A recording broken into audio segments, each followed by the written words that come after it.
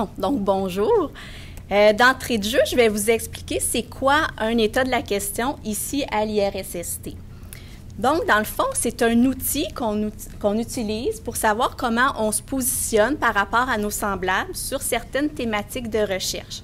Donc, on veut faire ou on veut savoir trois types de choses. On veut faire un portrait de la recherche, des principaux instituts de recherche en SST, puis des organismes de prévention qui sont repartis un petit peu partout dans le monde.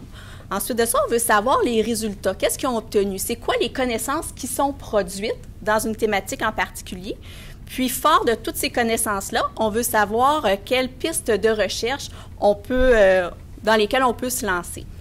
Là, vous aurez compris qu'un état de la question, ce n'est pas une revue de littérature qui est exhaustive. On a un choix méthodologique qu'on fait de cibler certains instituts de recherche ou organismes de prévention. Dans le cas présent, j'ai soumis ma liste de mots-clés que j'avais établie dans le moteur de recherche des sites Internet de 10 instituts de recherche en SST, puis 20 organismes de prévention. Ce qui m'a donné 79 publications et 8 projets qui sont en cours, qui s'étalent sur une période de 2000 jusqu'à 2014. Pourquoi ce n'est pas juste des projets de recherche, puis il y a une recension aussi des publications? C'est que sur les sites Internet, les projets qui étaient terminés n'étaient pas recensés. On avait accès seulement par les publications, puis les publications aussi, ça démontre toutes les facettes d'un projet de recherche. Donc, l'histoire de mon état de la question, ça commence par une demande qui a été faite à la direction scientifique d'un partenaire qui voulait savoir c'était quoi les pratiques de gestion qui ont un impact positif sur la SST. Puis ça, dans un contexte où le travail s'intensifie, puis se complexifie, puis en même temps qu'il y a de moins en moins de paliers de gestion, il faut produire de plus en plus, puis avec de moins en moins de ressources. Donc, parmi les publications, on remarque qu'il y a 3 notions qui sont associées à la gestion qui ont un impact sur la SST. Donc, on a la culture organisationnelle qu'on apparente à un oignon. Je vais vous expliquer pourquoi tantôt, dont fait partie la culture SST. On a aussi le leadership et le management. La culture organisationnelle, on dit que c'est comme un oignon, bien, vous l'aurez deviné, c'est à cause de toutes les plures qu'il peut y avoir. Donc, si on fait une coupe transverse de notre oignon, on voit qu'il y a les valeurs de base qui sont au cœur de notre oignon. Ensuite, il y a les valeurs endossées et finalement, on a les faits. Donc, si on fait une autre petite coupe, on voit que tout ce qui est au milieu n'est pas observable. Donc, la culture organisationnelle, la culture SST, c'est les valeurs de base qu'on ne voit pas de l'entreprise ou de l'organisation. Ensuite de ça, les valeurs endossées, ça se traduit par les stratégies que l'entreprise met en place pour atteindre les objectifs. Et finalement, ce qu'on peut voir, la pleure externe de notre oignon, c'est l'organisation du travail qui est la structure et les opérations, c'est les tâches que le travailleur exécute, puis tous les résultats, la performance, puis les résultats SST qui sont associés aux tâches des travailleurs. La culture d'une entreprise, elle peut être évaluée puis selon certains niveaux de maturité en termes de SST. Donc, on a le premier niveau qui est pathologique où ce que les entreprises, ils se disent, tant qu'il n'arrive rien, on ne fait rien. Ensuite de ça, il y a le stade qui est plus réactif. Là, on le voit, s'il y a un accident, on va réagir, on fera quelque chose. Donc, il y a les calculateurs. Quand on est au stade calculateur, on met un système en place pour gérer tous les risques qu'il peut avoir. On essaie de contrôler un peu tout ça. Puis, au niveau proactif, c'est qu'on veut prévenir les problèmes avant qu'ils arrivent. Puis, finalement, le stade qui est générateur, c'est quand que la SST est bien intégrée au sein de la culture. C'est la manière de faire les affaires.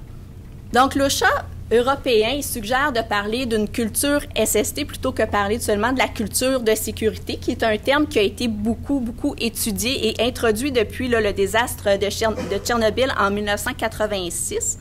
Donc, la culture de sécurité, c'est un terme employé qu'il n'y a pas encore de consensus sur la définition, mais il y en a beaucoup qui s'entendent pour dire que c'est les valeurs qui déterminent l'engagement d'une entreprise dans les programmes SST. Donc, c'est le facteur de la culture SST qui est le plus étudié.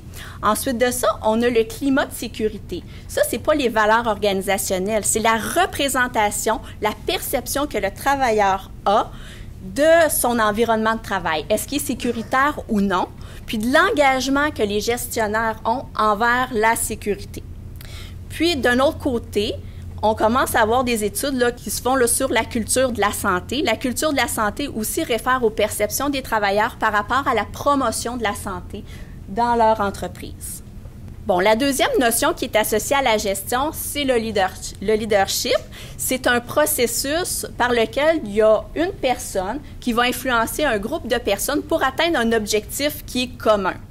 Il y a plusieurs théories du leadership. Dans les publications qui sont associées à la gestion et la SST, il y a deux types de leadership qui sont étudiés. On a le leadership qui est transactionnel. Dans le fond, le leader transactionnel là, va motiver les comportements par la récompense. Puis, finalement, il y a le leadership transformationnel où ce que le dirigeant va agir à titre de mentor ou d'exemple. Finalement, le management, ça réfère aux tâches procédurales que font les gestionnaires pour transformer la culture organisationnelle jusqu'en tâches exécutées par le travailleur. Puis c'est non seulement ça, toutes ces procédures-là, mais c'est aussi les procédures d'évaluation des performances et le fait d'être capable de remonter ça et de faire changer aussi la culture organisationnelle. Donc, c'est un ensemble de tâches procédurales et dans les moyennes et grandes entreprises, il y a plusieurs paliers de gestion. Par contre, quand on arrive dans les petites entreprises, ces notions de gestion-là vont reposer beaucoup sur les représentations de l'environnement de travail qu'a l'entrepreneur et sur son identité professionnelle qui repose sur des enjeux qui sont un peu contradictoires. Dans le fond, c'est de fournir un emploi à long terme à ses travailleurs versus de faire assurer la survie de son entreprise. Donc maintenant, on est rendu au portrait là, de la recherche en gestion et SST. Donc, ce qu'on remarque, ce que j'ai remarqué, c'est que dans le temps, l'effort de recherche a beaucoup augmenté. Il y a eu beaucoup plus de publications à partir de 2009. Puis ça coïncide avec l'adoption de l'OMS d'un plan d'action mondial sur la santé des travailleurs. Il y a 3 joueurs qui se démarquent en gestion et SST.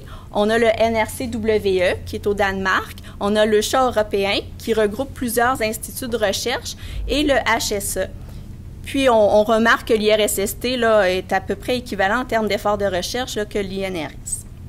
Les thèmes qui sont les plus fréquemment abordés, bon, on a les systèmes de gestion SST, toutes les procédures là, qui sont associées à la gestion SST. On a le leadership, l'impact des différents types de leadership sur la SST et on a l'impact des différents types de gestion ou des paliers de gestion sur la SST, comme par exemple l'encadrement de proximité que font les superviseurs. Ce qui était remarquable parmi toutes ces publications-là, c'est qu'on pouvait dégager 2 axes, si on veut. Donc, d'un côté, il y a les préoccupations. Est-ce qu'on étudie plus, est-ce qu'on se penche plus sur la sécurité, la santé ou le bien-être?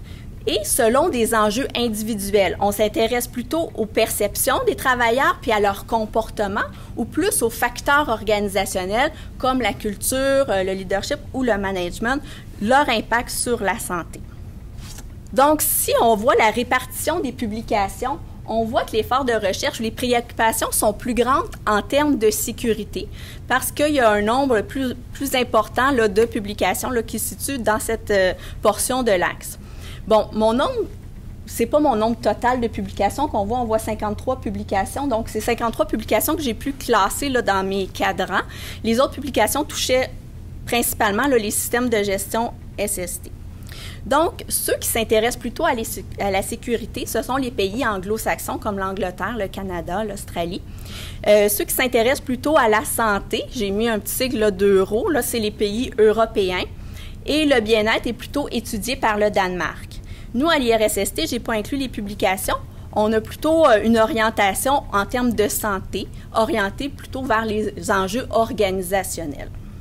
Donc, qu'est-ce qu'ils ont produit comme connaissances? Je vais vous les présenter selon les axes que je vous ai présentés tantôt. Donc, les pratiques gagnantes en sécurité, en santé, selon des enjeux individuels et organisationnels. Toute la portion qui parle des caractéristiques et des pratiques gagnantes au niveau des systèmes de gestion SST, je vais laisser de côté, mais je veux juste vous mentionner que l'efficacité des systèmes de gestion SST dépend beaucoup de la motivation. Pourquoi les gens implantent le système de gestion dans l'entreprise. Puis les systèmes les plus efficaces, c'est quand la motivation est interne. Donc, ça repose plus sur de diminuer les accidents, de vouloir diminuer les coûts associés à ça, plutôt que faire diminuer des motivations externes comme, admettons, bien paraître, diminuer le nombre d'inspections et tout ça. Puis aussi, les entreprises qui étaient les moins sûres, c'est ceux qui focalisaient sur la personne sûre, les comportements des travailleurs versus d'assurer un environnement ou un lieu sûr. Donc, quelles sont les pratiques gagnantes de gestion pour la sécurité selon les enjeux individuels? Là, on va se concentrer sur ce qui touche plus le travailleur en premier. On ira dans les enjeux organisationnels un petit peu plus tard. Donc, les études démontrent que dans un contexte de travail qui est routinier ou qui a beaucoup de répétitivité, tout ça, les entreprises qui favorisent la conformité des travailleurs aux règles de sécurité voient une amélioration des résultats, de la performance en sécurité. Mais pour que les travailleurs se conforment, pour qu'il y ait un comportement de conformité, il faut qu'il y ait un climat de sécurité favorable. Donc, il faut que le travailleur y perçoive que son environnement est sécuritaire, puis que les gestionnaires sont engagés envers la SST. Puis pour ça, il faut qu'ils aient confiance en leurs supérieurs. Puis pour qu'ils aient confiance, il faut qu'ils voient qu'ils pensent ou que leurs supérieurs sont cohérents dans ce qu'ils font, ils ont la SST à cœur, sont intègres et honnêtes. Ils vont partager et déléguer le contrôle du pouvoir. Puis ils vont être ouverts à communiquer autant les directives, les gestionnaires vont communiquer les directives que d'écouter les problématiques qu'il peut y avoir là, au niveau des tâches. Par contre, quand on arrive dans un contexte qui est moins prévisible, où il y a de la variabilité, il faut plus que de la conformité, il faut de l'engagement envers la SST. Quand on a les deux, on appelle ça le safety citizenship. Pour que le travailleur puisse être engagé envers la SST, il faut qu'il y ait un climat favorable à l'appropriation du travail pour qu'il puisse intégrer les objectifs SST dans ses tâches. Puis pour ça, il faut qu'il voit qu'il y a un certain pouvoir d'agir, une capacité d'action sur son travail pour pouvoir prendre des initiatives quand il y a des imprévus, pour faire face à sa tâche. Puis que quand ça ne fonctionne pas, il y a le droit de parole, puis qu'il va avoir quelqu'un là, pour l'écouter. Maintenant, la littérature que j'ai vue démontre que ça prend plus que d'introduire des nouvelles exigences auprès des travailleurs pour qu'ils travaillent de manière sécuritaire pour augmenter ou améliorer les performances de sécurité puis implanter de la prévention qui est durable. Il faut aussi qu'il y ait des profonds changements dans l'organisation puis une grande valorisation de la culture de sécurité. Puis il faut qu'elle soit intégrée dans les tâches quotidiennes par des actions concrètes. Il faut aussi que quand il arrive des mauvais résultats, des accidents, qu'il y ait une certaine ouverture puis une confiance, qu'il n'y ait pas une culture du blâme qui est implantée pour qu'on puisse apprendre, dans le fond, apprendre des erreurs, apprendre des accidents, puis faire les changements en conséquence. En plus, il y a des études de cas qui ont été réalisées par l'OSHA européen qui démontrent que c'est le leadership et le management qui ont le plus d'impact sur la réussite des mesures SST qui sont prises en entreprise. En particulier, les qualités qui sont associées au leadership transformationnel par rapport à la communication qu'il peut y avoir, communication bidirectionnelle là, qui part de la gestion jusqu'au travailleur et le travailleur qui dénote les problèmes là, à son supérieur, et l'engagement SST que peuvent avoir les dirigeants, et aux qualités de leadership transactionnel, donc c'est-à-dire de communiquer des objectifs SST clairs, puis de reconnaître les bons coups que les travailleurs peuvent faire là, en termes de SST. Il faut aussi que ça se traduise dans les procédures. Il faut avoir des ressources suffisantes pour supporter la SST. Pour que ça puisse être appliqué parmi les tâches quotidiennes, il faut aussi être capable d'évaluer, de mesurer les performances SST pour que ça puisse se transmettre à la plus haute direction. Donc, si on met en interaction les enjeux organisationnels avec les enjeux individuels pour peut-être dégager un mécanisme d'action, on voit que c'est par le leadership, comme on disait tout à l'heure, les qualités du leadership transformationnel et transactionnel qui favorisent le climat de sécurité d'une entreprise. Puis par l'intermédiaire d'un climat de sécurité favorable, on peut avoir la conformité ou l'engagement du travailleur envers la SST et finalement améliorer les résultats de sécurité. Donc, maintenant, c'est quoi les pratiques gagnantes en gestion pour la santé du travail? Là, je vous rappelle encore un petit peu le contexte. Depuis les années 90, il y a eu beaucoup de transformations au niveau de l'organisation du travail. En même temps, la santé s'est dégradée, le travail s'est complexifié, comme je l'ai dit, intensifié. Puis là, ça se ramasse que le travailleur, il est comme pris à être l'arbitre de ce qu'on lui demande de faire puis ce qu'il peut faire en réalité. Donc, il faut qu'il y ait une certaine flexibilité puis autonomie dans son travail pour faire face à tout ça, à toutes les contradictions qui peuvent arriver. Puis c'est quoi la santé au travail? Donc, la santé, que ce soit physique et psychologique, ça va dépendre de la capacité que le travailleur a de mobiliser les ressources pour pouvoir faire face aux contradictions qui peuvent arriver dans son travail entre ce qu'on lui demande de faire toujours puis ce qu'il peut faire, puis qu'il y ait les ressources sociales nécessaires pour pouvoir faire état de ces problématiques-là. Puis pour que ça soit possible, bien, il faut que l'organisation soit en santé. Une organisation qui est en santé, c'est une organisation qui est assez flexible pour pouvoir s'adapter devant ces problématiques-là sans compromettre sa productivité. Au niveau des milieux de travail, on peut dire que la santé peut s'exprimer de 3 manières. Donc, oui, on peut être en santé, on a la possibilité d'agir, on peut dire, bon, s'il y a des contradictions. La santé peut être fragilisée quand il y a des divergences entre ce qu'on peut faire et ce qu'on nous demande de faire, puis qu'on ne peut pas nécessairement l'exprimer et faire des compromis. Et finalement, la souffrance au travail naît quand il y a un cumul de charges, puis il peut y avoir apparition des troubles physiques ou émotifs associés à ça. Donc, parmi les recherches, il y a 2 notions qui sont principalement associées aux enjeux organisationnels. Il y a le sens du travail, d'un côté, qui dépend des représentations qu'ont le travailleur des caractéristiques du travail. Est-ce qu'ils ont la possibilité d'agir par rapport aux caractéristiques du travail? Et aussi le sens au travail qui dépend de la qualité des relations, de la manière que le travailleur se représente, sa possibilité d'interagir avec soit ses supérieurs ou avec ses collègues. Donc, si on a une expérience optimale là, par rapport à ces 2 concepts-là, oui, la santé peut être préservée. Donc, c'est des notions de santé psychologique, mais ça peut avoir un impact aussi sur la santé physique. Donc, si on n'a pas une expérience qui est optimale, le travailleur va développer des stratégies défensives, il fait des compromis et il peut y avoir une fragilisation et finalement, là, souffrance au travail. Donc, au niveau des enjeux organisationnels, il y a plusieurs facteurs qui peuvent avoir une influence là, sur la santé des travailleurs.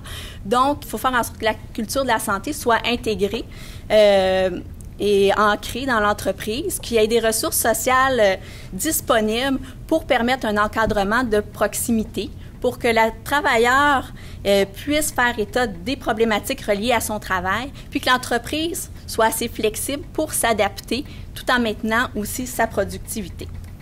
Donc, en mettant tout ça en commun, les études ont démontré que c'est par l'intermédiaire des espaces de discussion, des dynamiques communicationnelles qu'on peut avoir un impact là, sur le travailleur et éventuellement avoir une préservation de la santé. En fait, les entreprises qui ont des situations de santé les plus favorables sont celles où il y a une organisation de la discussion sur le travail qui concerne l'activité, puis qui est encadrée dans l'activité, puis que les solutions sont co-construites. C'est des discussions qui sont fréquentes et qui sont sur le long terme pour favoriser l'engagement et la confiance là, des travailleurs. Par contre, les entreprises qui ont les scénarios de santé dégradés, c'est des travailleurs qui font face à une augmentation des contraintes, mais que l'encadrement de proximité est empêché parce que les gestionnaires ont des contraintes, eux aussi, comme travailleurs, et ils sont pris à produire beaucoup d'informations et participer à plusieurs réunions qui les empêchent d'être sur le plancher là, avec les travailleurs. Donc, les avenues de recherche qui seraient intéressantes d'aborder, c'est que la SST peut se décliner selon un continuum de sécurité, santé et bien-être. La sécurité, ça s'attarde surtout à la gestion des risques pour prévenir les accidents. Donc, ce qui a été démontré, c'est plus la communication SST qui est bidirectionnelle, qui va favoriser la sécurité dans les entreprises. En termes de santé, ça dépend beaucoup des ressources qui sont disponibles et des espaces de discussion. Et le bien-être, ça repose, on ne l'a pas vu, mais sur la qualité de l'environnement. Donc, fort de toutes ces connaissances qui ont été produites là, ça serait quoi les conditions qui sont nécessaires pour la mise en place puis la mise en pratique dans la vie de tous les jours là, de toutes ces connaissances-là? Donc, il y a 3 pistes qu'on pourrait explorer.